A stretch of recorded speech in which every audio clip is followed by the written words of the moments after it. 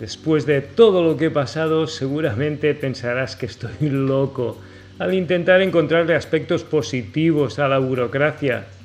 A lo mejor he acabado con el síndrome de Estocolmo. Estás enferma. Tienes el síndrome de Estocolmo. Estoy abducido después de tanto maltrato.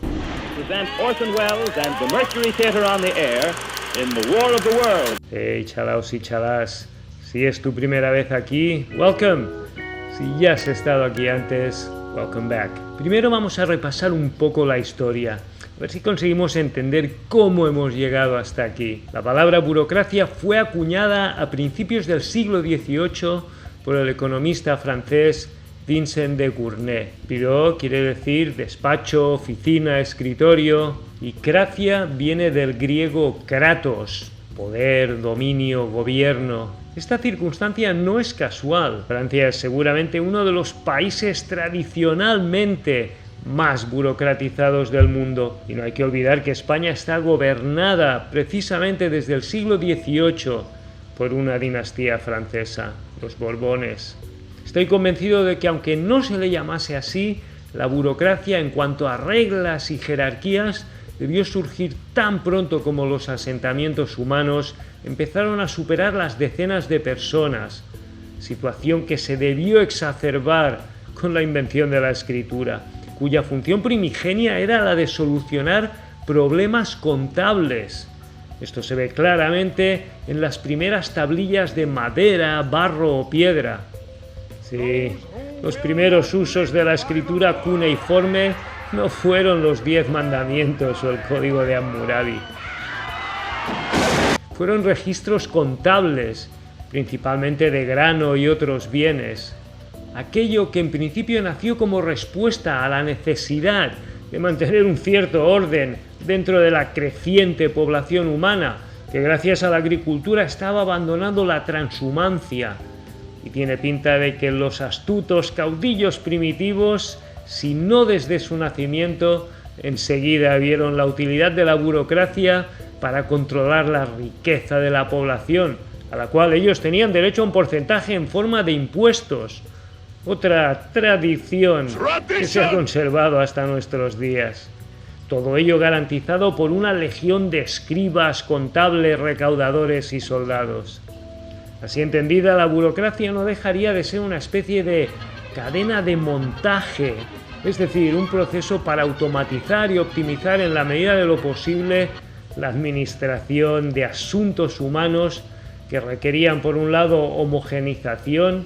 Teóricamente, la burocracia ha de ser justa. Y cuando digo justa, me refiero a que debe tratar a todos por igual, aunque demasiado a menudo la solución a este dilema sea tratar a todo el mundo igual, pero igual de mal. Y por otro lado, eficiencia, es decir, un equipo de personas relativamente pequeño debe ser capaz de administrar asuntos que involucren a una cantidad de personas muy superior. Vista así, la burocracia, al igual que la cadena de montaje, no solo no es necesariamente mala, sino que podría ser imprescindible a partir de cierto volumen de trabajo. Así pues, ¿dónde está el problema? ¿Por qué tenemos esta percepción tan negativa de la burocracia y los burócratas? Para empezar, y sin ánimo de ser pesado, como ya he dicho varias veces, accountability, es decir, rendición de cuentas, es la pieza clave del rompecabezas.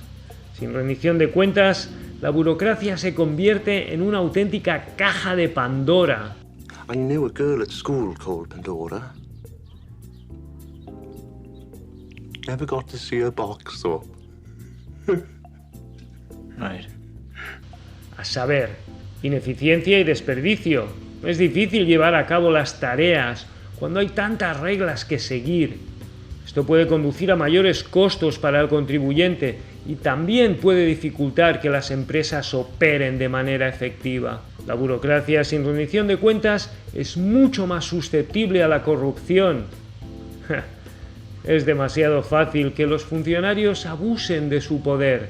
Esto puede conducir al desperdicio, fraude y abuso de recursos públicos. La burocracia también puede conducir a la injusticia.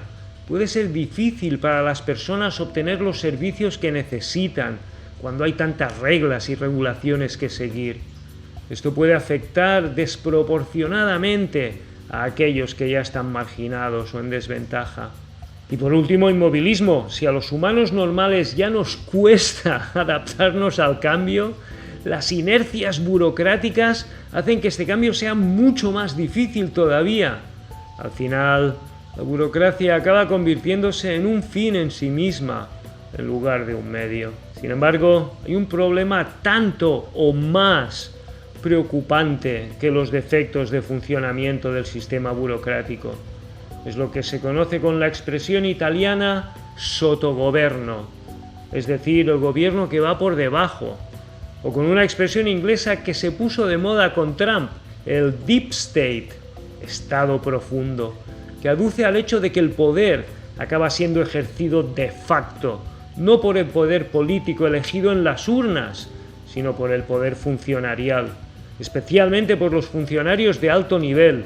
En el caso de España se da la circunstancia de que la clase política tiene una relación un tanto incestuosa con la clase funcionarial y existe una enorme porosidad entre unos y otros. Muchos políticos son exfuncionarios y viceversa. No obstante, este problema, si bien exacerbado en España, no es exclusivo de nuestro país. Como dijo el primer ministro Tony Blair, no se puede subestimar lo mucho que los funcionarios creen que es su trabajo dirigir el país y resistir los cambios presentados por personas a las que descartan como políticos de aquí hoy, mañana se fueron. Realmente se ven a sí mismos como los verdaderos guardianes del interés nacional y piensan que su trabajo es simplemente desgastar a los políticos y esperar que terminen su mandato.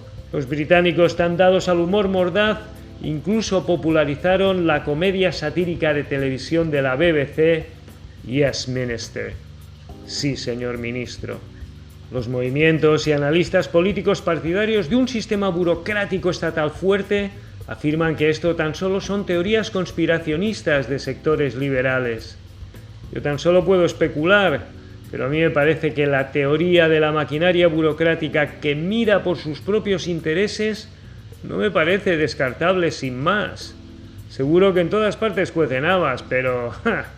Y luego está la burocracia en la empresa privada, que también existe. Pero a diferencia del sector público, la empresa privada está a merced de las leyes del libre mercado, con lo cual una burocracia ineficiente acabará perjudicando a la propia empresa, a no ser que seas algún gigante del IBEX 35 como Endesa, que no solo son monopolios de facto, con lo cual no se ven afectados por la competencia, sino que de nuevo su permeabilidad con el sector público político, que cuenta incluso con expresidentes del gobierno de todo pelaje político, como José María Aznar o Felipe González, como consejeros de sus juntas directivas. Así que si eres como yo, un humilde siervo de la gleba, creo que lo mejor que podemos hacer es cruzar los dedos y esperar que no nos caiga un garrotazo muy grande, porque lo tenemos mal contra los señores feudales. Pero tampoco quiero caer en una mentalidad conspiracionista, a pesar de que las conspiraciones existen, y seguro que aquellos que detentan el poder no tienen ninguna intención de cederlo por las buenas.